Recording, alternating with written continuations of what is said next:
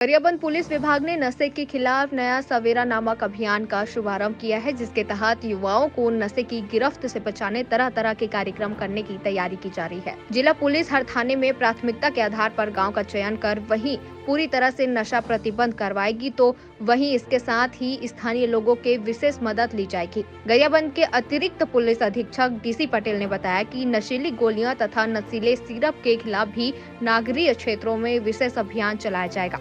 ऐसे मेडिकल जहां नशेड़ियों को दवाएं उपलब्ध कराई जाती है, उनका पता लगाकर उन पर कार्यवाही की जाएगी। शुरुआती तौर पर 10 गांव में उक्त कार्रवाई की जाएगी, जिसमें मालगांव, लोहारसी, धुरसा, पांडुका, जामगांव, सोरीद, भेंडरी, फिंगेश्वर, ग्राम खमड़ा, मड़ेली, सिमहरा, दुल्ला चिन्हांकित कर ग्राम रक्षा समिति का गठन किया जाएगा। साथ ही पुलिस के द्वारा लगातार कार्यवाही भी किया जा रहा है।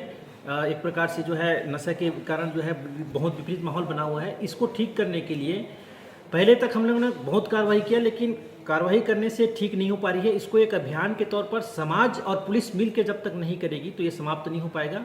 इसीलिए इस अभियान को हमने शुरू किया है कि ताकि इसमें समाज का भी भागीदारी रहे और पुलिस जो अपना कार्रवाई करती है वो पुलिस का भी कार्रवाई जो है प्रभावी कार्रवाई हो। सर, कोई नंबर जारी किया इसके लिए और क्या? हाँ, इसीलिए जो है क्या गांव के लोगों को या मोहल्ले के लोगों को हम एक नशा के खिलाफ सूचना देने के लिए एक नंबर जारी कर रहे हैं। इसमें जो है अगर कोई भी व्यक्ति सूचना देते हैं तो उसका नाम पता गोपनीय रखा जाएगा और पुलिस के द्वारा जो है उस पर प्रभावी कार्रवाई की जाए। नया सवेरा करके गरियाबंद पुलिस ने एक नया अभियान शुरू किया है आज से, जिसमें जो गाँव है या मोहल्ले हैं उसमें एक समिति बनाई जाएगी, ग्राम रक्षा समिति।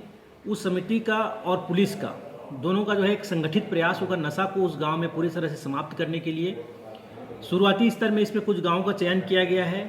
उन गांवों को चयनित करके पहले उन गांवों में पूरी तरह से नशा को समाप्त किया जाएगा और फिर इसको जो है धीरे धीरे पूरे जिले में प्रसार करके पूरे गरियाबंद जिले को जो है। गरियाबंद से फारूक मेमन की रिपोर्ट।